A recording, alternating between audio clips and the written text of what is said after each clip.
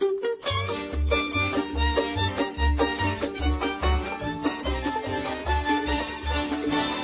to the Book of Life, a show about Jewish books, music, film, and web.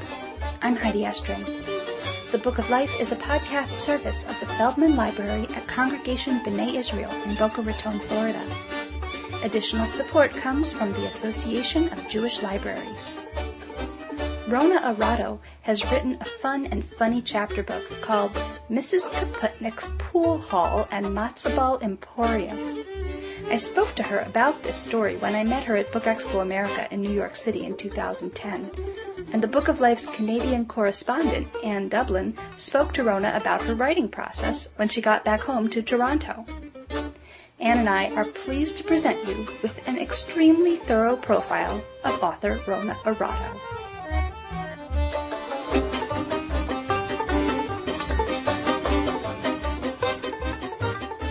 Okay, I'm Rona Arato. My book is Mrs. Kaputnik's Pool Hall and Matzo Emporium, published by Tundra, and it takes place at the turn of the century, around 1900.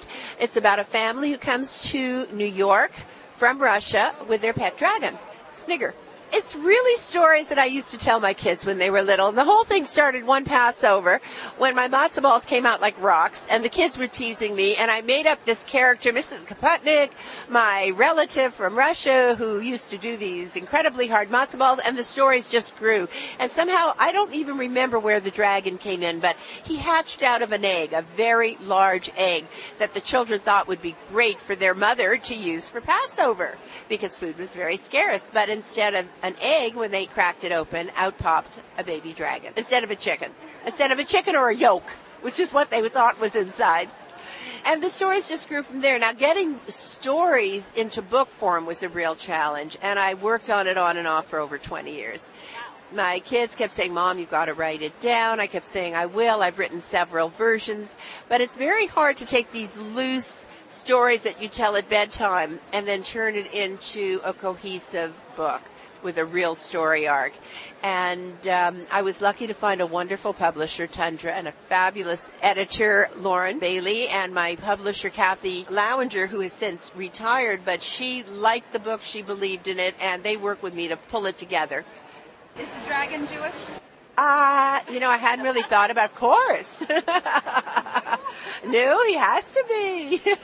He saved the town from a pogrom. Oh. And when he set the Cossacks' pants on fire, they dropped a bag full of coins, which the family used to pay their passage to America. Now, the family name was Kapustin, but when they got to Ellis Island, it got changed. And that story of how their name was changed is a real schlemazel. It's a lot of fun. It's one of the best scenes in the book. And Kaputnik had stayed. And, of course, there's a mystery involved because when the children went to America, their mother and the two children, Shoshi and Moshe, they wanted to find their father who had gone 5 years earlier and disappeared. And once they get there, they realize that the whole Lower East Side is under the control of a gangster, Nick the Stick. And they suspect that he had something to do with their father's disappearance. It's a lot of fun. It's got a cast of really kooky characters.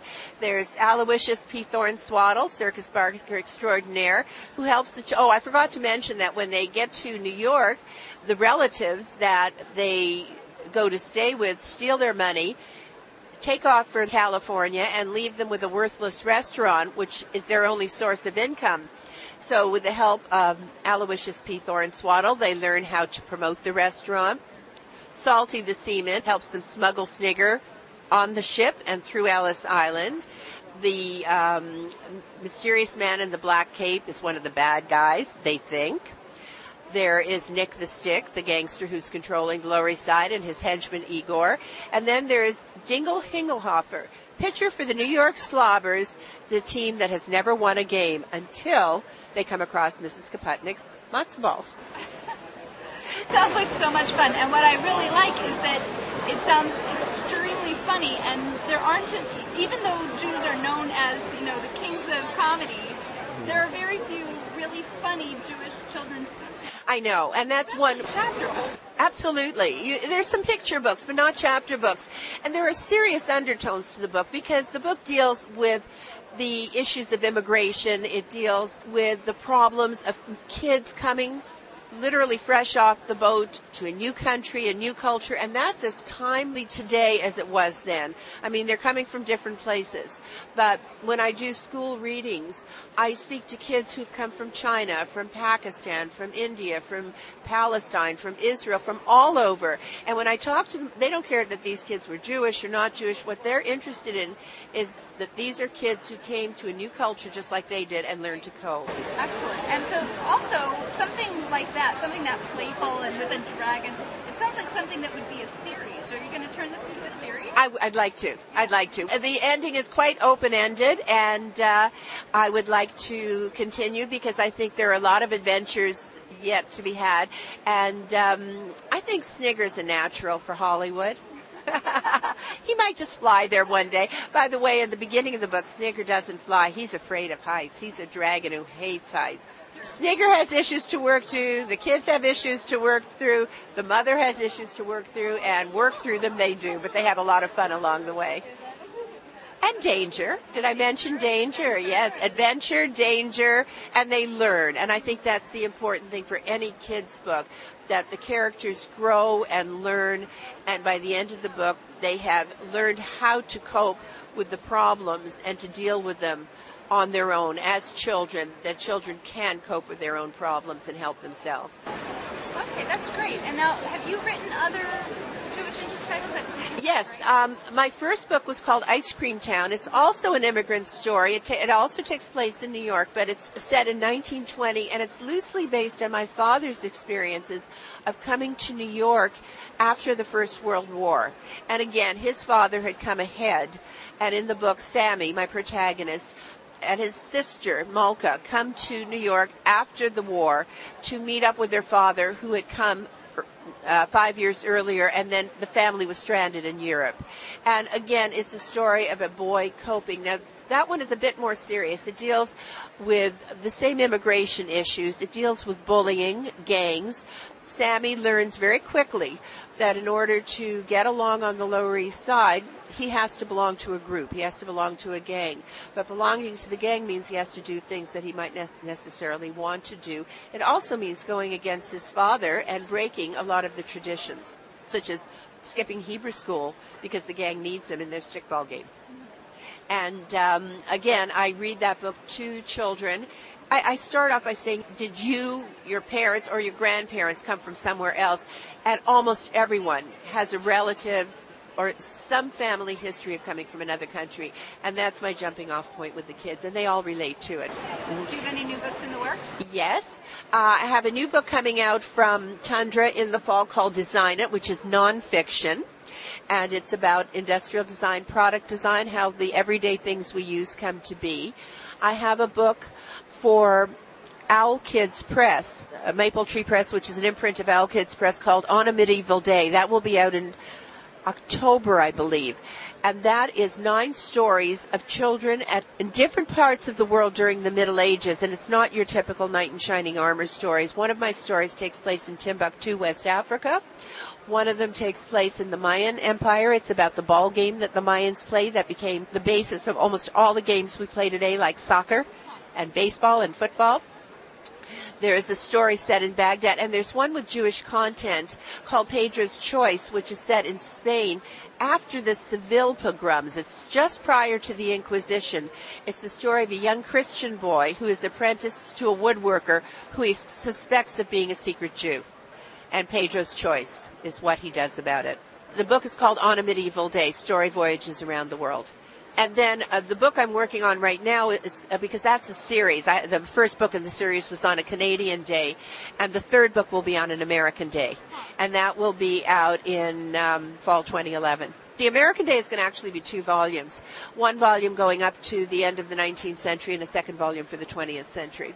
I love research. I love history. I don't write about kids today because I don't really speak the language of kids today. Although I will soon, because I have 3 grandchildren, and I'm looking forward to them getting me a little bit more caught up. But I really enjoy historical fiction. I've done biography and I've done fiction, but I tend to work with in the historical genre. I enjoy the research, and I really like making times past come to life for kids. I think it's important. I think that they need to learn how other kids lived at different times, at different places, and they need to learn how kids have coped through the ages. The other thing, I do teach creative writing, and when I do workshops with kids, I talk to them about how working on fiction and nonfiction is the same in terms of the research. That even when I'm writing about a dragon, if the dragon is in New York City at a certain time, that has to be accurate. The street names, what people ate, what people wore, how they lived at that time, so that the research is the same. And you have, unless you're doing science fiction or complete fantasy, when you can just make up your worlds. Right. Okay, very interesting. Thank you very much. You're welcome. It's a pleasure. Rona Arato is the prolific author of books for children and young adults. She writes both fiction and nonfiction and covers a broad spectrum of topics. Rona and I are members of the same writers group in Toronto. After our session in June, I was delighted to interview Rona about her writing life. Rona, tell us a little about yourself. I've always wanted to write kids' books. I was a teacher, I was a parent, and I've been writing professionally for over 30 years, but about 10 years ago I decided it was time to take children's writing seriously, and I've loved it. What were you like as a young reader? What were your favorite books? I was a voracious reader, and of course, when I was young, we didn't have the vast array of books that children have now. I read Heidi about 10 times. I read all 3 Heidi books because there's 2 sequels. I loved Little Women, and I always identified with Jo. I always felt that Jo and I were soulmates. I used to read the Enid Blyton, the Fabulous Five, I think that's what they were called. I read most of the classics, and as I got older, I graduated into adult books quite early. Well, I'm glad to hear that you read the Heidi books because I love them too. But I guess growing up in L.A., did you have any exposure to the Anne of Green Gable books by Montgomery? No, I never heard of them really until we moved here. And I still haven't read them, I have to say. Well, it's a very Canadian thing. Right. So when did you actually start writing? I started writing when I was about 9 years old. I started writing poems, and I originally thought I'd be another Dr. Seuss. But when I did write a few. They didn't sell. I didn't get anywhere with it, and then I dropped it. And when I got back into writing later on, I discovered that I really like writing for an older age group. I like doing historical fiction. I like getting into ideas. I like getting into history and recreating worlds for kids. Tell us where you get your emotional or your professional support.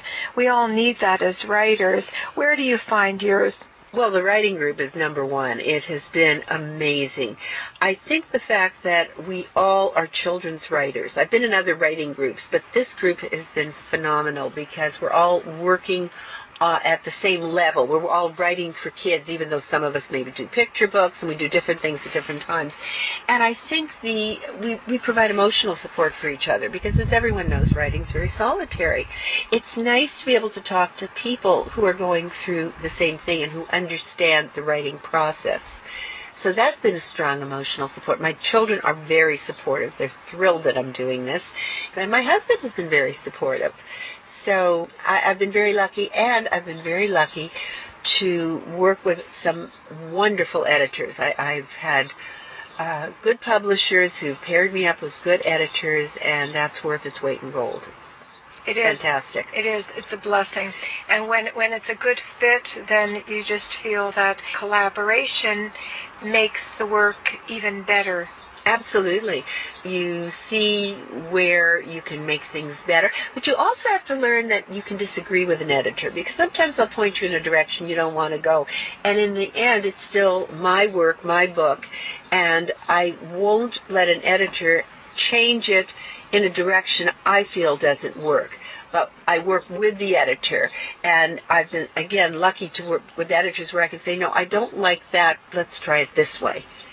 Yeah, you're absolutely right, because in the end, it's your name that goes on the cover. That's right. And you are responsible for it. But I've had editors say to me that they like working with me because I like working in a cooperative way. And editors have told me that there are writers who will say, I'm not changing it.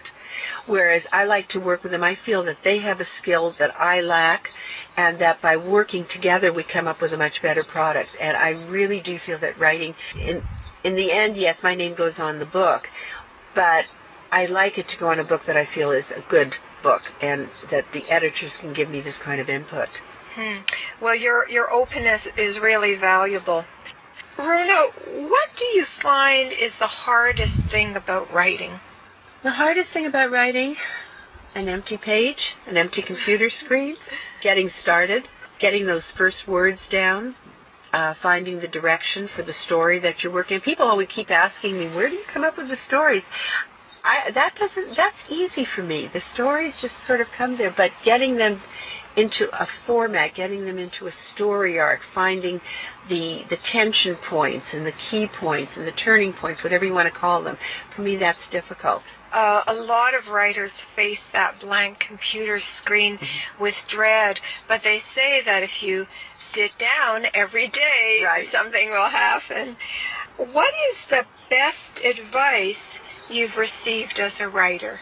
Write what you know, but only in the sense, because I'm writing a lot of things that I don't know. I've just written a book called On a Medieval Day, and I've written about places I'd never heard of before, barely knew. But yet I'm still writing about emotions that I know, about situations. I can look up the historical background, but my characters have to be real. They have to be people I can empathize with. And so I think that write about what you know, or write about who you know, staying true to yourself, true to your own values in what you write. One of the best parts for me, the absolute best, is when I get an email from a kid saying, I loved your book. It spoke to me. I learned new things. I could relate to this character. And I print those emails out and I keep them on my desk because they're wonderful. Yeah, those times when the blank computer screen is staring at you, you can look at these email messages and feel gratified and feel motivated to keep going. Absolutely. The kids are now that I'm actually publishing and going into schools and meeting with kids, the kids have become my inspiration. And that's another advantage, nice thing that's come out of all this is that I've gone back to the classroom, which I have to admit that after I left teaching, I always missed it. So it's nice to be back in a classroom. Yeah, back in the classroom in a different way, connecting to kids in a different way, too. Right, without having to deal with report cards and administration and lesson plans. Okay, my final question is, Rona, how would you describe the state of Canadian Jewish children's literature? I think Canadian Jewish children's literature is Holocaust-based. And I'm writing about the Holocaust. I have written about the Holocaust.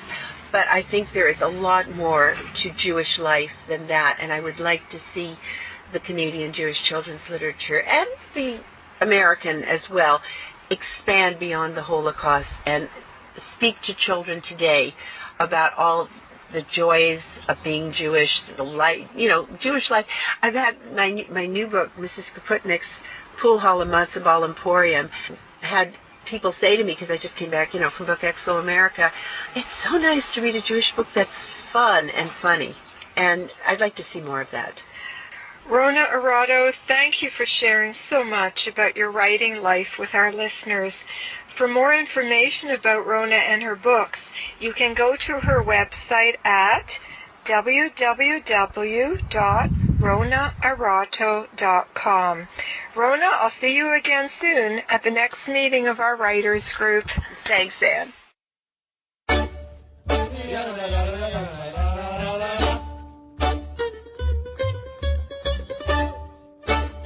There are so many ways to connect with the Book of Life. Fan us at facebook.com/Book of Life Podcast. Follow us at twitter.com/Book of Life Pod.